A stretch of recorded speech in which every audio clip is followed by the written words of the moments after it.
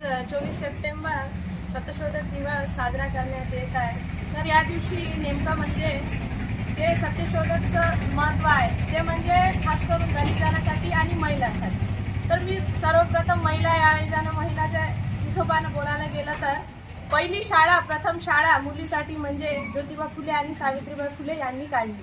कारण त्या काळामध्ये ज्योतिबा फुले आणि सावित्रीबाई फुलेला शिक्षण देऊन महिलांसाठी शाळा काढली।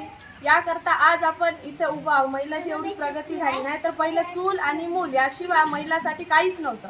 पण ज्योतिबाबाई फुले सावित्रीबाई फुले आणि ज्योतिराव फुले यांच्याकरता आज महिलांना शिक्षण आणि सगळं आहे। आज त्यांचं जीवनचरित्र सांगावं यासाठी उभं होणं मी म्हणजे एक त्यांचं स्वभाव आहे। तर त्यांनी पहिली शाळा जर खोललीच नसती, आपल्यासाठी स्थापना केलीच नसती, तर आज मी इथं उभं राहून त्यांच्याविषयी परिचय द्यावं म्हणलं तर मला तेवढं सुद्धा